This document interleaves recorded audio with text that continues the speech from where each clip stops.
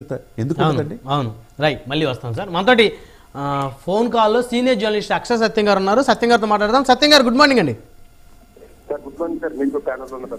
Yeah సత్యం గారు, ఉత్తరాంధ్ర ప్రజల ఘోషని పట్టించుకునేటువంటి నాయకుడు ఎందుకు లేకుండా పోతా ఉన్నాడు? వైజాగ్ లాంటి మహానగరాలు ఉన్న ఉత్తరాంధ్రలో ఎందుకు ఉపాధి లేక ప్రజలు వలసపోతా ఉన్నారు? సార్ ఇక్కడ వైజాగ్ ఉత్తరాంధ్ర నుంచి వలసలంటే చూసే వాళ్ళకి ఆంధ్రాలో ఉండే వాళ్ళకి హైదరాబాద్ నుండి బెంగళూరు వాళ్ళకి తెలియకపోవచ్చు, ఏదో సాఫ్ట్వేర్ ఇంజనీర్ వలసలు అనుకుంటారు. ఉత్తరాంధ్ర వలసల గురించి క్లియర్ గా చెప్పాలంటే ఒక భీమవరం, నరసాపురం ఈ ప్రాంతాల్లో తూర్పుగోదావరి, పశ్చిమ గోదావరి జిల్లాలో ఈ లేబర్ అంతా కూడా ఉత్తరాంధ్ర నుంచి వచ్చేవాళ్ళే సార్. పంటలు వేసేవాళ్ళు కానీ, పంటలు కోసేవాళ్ళు కానీ, కుప్పలు వేసేవాళ్ళు కానీ, కుప్పలు కట్టే కుప్పల్లో వచ్చేవాళ్ళు కానీ. ఈ హైదరాబాదు, బెంగళూరు, చెన్నై పట్టణాల్లో భవన నిర్మాణ కార్మికులంతా ఉత్తరాంధ్ర నుంచి వచ్చేవాళ్లే సార్. రైట్, ఇందాక మన శ్రీనివాస్ గారు ఆంధ్ర భవన్ అని కదా, ఏ హోటల్లో చూసినా ఎక్కువ మెజారిటీ హోటల్ కార్మికులు ఉత్తరాంధ్ర నుంచి వచ్చేవాళ్లే సార్. ఉత్తరాంధ్ర ఎనుకబాటుని ఇంకా చూడాలంటే మీరు వైజాగ్ వరకు ట్రైన్ ఒక రకంగా ఉంటుంది, వైజాగ్ దాటిన ట్రైన్ ఎక్కే వాళ్ళు దిగే వాళ్ళకి ఒక రకంగా ఉంటారండి. మీరు శ్రీకాకుళం, ఎచ్చెర్ల వరకు కూడా చూస్తే ఆ ఉత్తరాంధ్ర ఎనుకబాటుతారు మూటలు పట్టుకుని, బత్తాలు పట్టుకుని, సంచులు పట్టుకుని ఆ దిక్కు దిగుతుంటే పాపం ఎంత వెనకబడి ఉన్నారా అని అనిపిస్తుంది. నేను శ్రీకాకుళం, విశాఖపట్నం, విజయనగరం అట్లా చదువుకున్నాను సార్. అక్కడ పోనీల నదులు లేవంటే నాగావళి, వంశధారి నదులు ఎక్కువ ప్రవహిస్తూనే ఉంటాయి. మరి డెవలప్ అవ్వలేదు కానీ అయ్యారు సార్. ఎందుకు అవ్వలేదు? నాయకులు డెవలప్ అయ్యారు. వైసీపీలో 2-3 కుటుంబాలు, తెలుగుదేశంలో 2 కుటుంబాలు డెవలప్ అయిన కానీ ప్రజలు డెవలప్ కావట్లే. లేదా మిగిలిన మీరు అన్నట్టుగా వైజాగ్ టి సుబ్రహ్మరెడ్డి గారు, పురంధేశ్వరి గారు, ఏడు వైజాగ్ ఎంపీలు వీళ్ళ వాళ్ళ ప్రాంతాలు వాళ్ళ వ్యాపారాలు చూసుకుంటారు. ఉత్తరాంధ్ర అభివృద్ధిని ఎందుకు చూసుకుంటారు? అదే కదా ఇప్పుడు మీరు చెప్పినట్టు ఎక్కడ సుబ్రహ్మరెడ్డి గారు నెల్లూరు, ఎక్కడ పురంధేశ్వరి గారు బాపట్ల, ఎక్కడ వీళ్ళు వెళ్ళి ఉత్తరాంధ్రకి ఎంపీలుగా పోటీ చేయటం, అక్కడ పరిపాలించడం. అక్కడ వైఎస్ విజయలక్ష్మి గారు సైతం కూడా వైజాగ్ ఎంపీగా పోటీ చేసి ఓడిపోయిన పరిస్థితి. అంటే వైజాగ్ ఎందుకు ఖాళీగా ఉందా?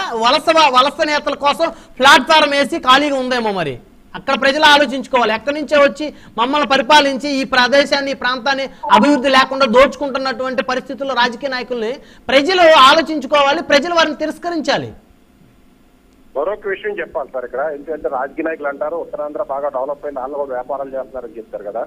విశాఖపట్నం నా చిన్నప్పుడే డెవలప్ అయిన సిటీ సార్. నా చిన్నప్పుడే నేను 10th క్లాస్ చదువుకునేటప్పటికే విశాఖపట్నం కాస్ట్ ఆఫ్ లివింగ్ కంటే హైదరాబాద్ కాస్ట్ ఆఫ్ లివింగ్ చాలా తక్కువ. హైదరాబాద్ లో ₹1 అంటే 3 అట్టుపతికి బతికేసి అన్న టైం విశాఖపట్నం ₹10 ఉంటే తప్ప బతకడానికి లేదన్న టైం పరిస్థితి అండి. విశాఖపట్నంలో ఇప్పుడు కూడా వ్యాపారాలు చేస్తారు. ఎవరు చేస్తున్నారు చేస్తే విశాఖపట్నం రోడ్ల మీద తేగలు అమ్ముకునే వాళ్ళు, జంతుకులు అమ్ముకునే వాళ్ళు, దుంపలు అమ్ముకునే వాళ్ళు, వంకాయలు అమ్ముకునే వాళ్ళు, పాలు అమ్ముకునే వాళ్ళు, పేరుగా అమ్ముకునే వాళ్ళు. ఈ రోజుకి కూడా విశాఖ ఉత్తరాంధ్రలో ఉన్న ప్రజలు ఈ అమ్ముకోవడం తప్పించి ఆ స్థాయిని దాటి వెళ్తలేదు సార్. ఇప్పుడు సాఫ్ట్వేర్ ఇంజనీర్లు వలసన ఆడుకోమని నేను చెప్తున్నా జగన్మోహన్ రెడ్డి గారిని. కూలీలు పొట్ట చేతు పట్టుకుని భీమవరం, నరసాపురం, విశాఖపట్నం నుంచి నరసాపురం, శ్రీకాకుళం నుంచి అయ్యి విజయవాడ, మద్రాసు, చెన్నై, బెంగళూరు వెళ్ళిపోతున్నారంటే ఎంత దౌర్భాగ్య స్థితిలో ఉన్నారు సార్. 50 సంవత్సరాల నుంచి కేవలం 2 కుటుంబాలు లేదా 2 సామాజిక వర్గాలు పరిపాలిస్తున్నా కానీ ఉత్తరాంధ్రలో పొట్ట చేత పట్టుకుని కూలీల కోసం సార్, ఉద్యోగం కోసం వెళ్ళేది కూలి కోసం, ఏదో 100-200 కోసం కూలి కోసం ఎక్కడో పుట్టల్లోని, చెట్టుల్లోని టెంట్ వేసుకునే టెంట్ కూడా కదా చెట్ల కింద ఆ చెట్లకి ఏలాడి తీసి ఉంటుంటారు సార్. ఇల్లు చూస్తే తెలుస్తుంది. కానీ మీడియా ఎప్పుడు ప్రొజెక్ట్ చేయదు. వాళ్ళు పడుతున్న బాధలు ప్రొజెక్ట్ చేయదు. ఎంచేపు బొత్స సత్యనారాయణ డెవలప్ అయిపోయాడేనో, లేదా ఒక ధర్మాన ప్రసాదరావు డెవలప్ అయిపోయాడేనో, లేదా ఒక అచ్చెన్నాయుడు డెవలప్ అయిపోయాడేనో చూపిస్తారు. కానీ వాళ్ళు డెవలప్ అయిపోతే ఉత్తరాంధ్ర డెవలప్ అయినట్టు కాదు. ఇప్పుడు మన గేదెల శ్రీనివాస్ గారు ఉన్నారు. అంత చేసి ఒక పారిశ్రామిక రంగంలో ₹4 సంపాదించుకుని ఉండొచ్చు. వాళ్ళు ఏం చేస్తారంటే ఒక సేవల రంగంలో అందరి పేరు వస్తుంది, 4 ఓట్లు వస్తాయని, లేదా ఉద్యోగులకి సపోర్ట్ చేస్తారు. ఎందుకంటే ఉద్యోగులతో మోటివేట్ అయి ఉంటారు, ఉద్యోగులు ఎంప్లాయీస్ యూనియన్లు ఉన్నాయని, లేదా కుల సంఘాలకు సపోర్ట్ చేస్తుంది, కుల సంఘాలకు సపోర్ట్ వస్తుందని. ఒక వ్యవసాయ రంగానికి సపోర్ట్ చేయడం అంటే వ్యవసాయ రంగం మీద డబ్బులు పెట్టడం అంటే చెన్నైని మేము పెట్టేశారు. ఎందుకంటే రైతుల్లో యూనిటీ ఉండదు. రైతుల్లో ఆలోచించే జ్ఞానం పాపం పొద్దుకు పోతాడు, తెల్లారిని పోతాడు, రాత్రికి వస్తాడు. వాటికి యూనియన్ లో ఎవరు చేస్తాడో తెలియదు. కానీ అయినా గేదెల శ్రీనివాస్ గారు లాంటి వ్యక్తి వ్యవసాయ రంగం మీద ఒక ఎడ్యుకేట్ చేయడం కోసం, వ్యవసాయ రంగం మీద ఒక స్పెండ్ చేయడం కోసం, లేదా వాళ్ళ మార్క్ తీసుకురావడం చేస్తున్నారంటే అటువంటి వ్యక్తులను ఎంకరేజ్ చేయడం వల్ల ఇంకా 10 మంది వస్తారు సార్.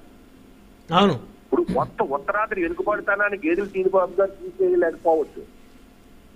వెనుకబాటుతనం ఆగిపోలేకపోవచ్చు, కానీ ఒక మోటివేషన్ కనీసం ఒక 10,000 మందిలో మార్పు తీసుకొచ్చినా కానీ ఆ 10,000 మందిని చూసి ఇంకొక 10 మంది జిల్లాకు ఒకడు వచ్చి ఒక నాలాంటి వాళ్ళు మీలాంటి వాళ్ళు వచ్చి ఆ వ్యవసాయదారుడు వెనకాల మేమున్నాం మీ వెనకాల అన్నదాతలు 10 మందికి అన్నం పెట్టేవాడు, ఈ అన్నమో రామచంద్ర ఎలాంటి పరిస్థితి వచ్చింది అని చెప్పేవాళ్ళు ఉంటే కనీసం నలుగురిలో నిట్టూర్చి వాళ్ళ ఏడుపుని వాళ్ళు నిట్టూర్పుని ఆదుకునే వాళ్ళు అవుతారు సార్ గేదెలు దీపాబు గారు లాంటి వ్యక్తులు. రైట్ సత్యం గారు మీరు అలా లైన్ లో ఉండండి, మళ్ళీ మాట్లాడతాను. మొదటి రాజీవ్ గారు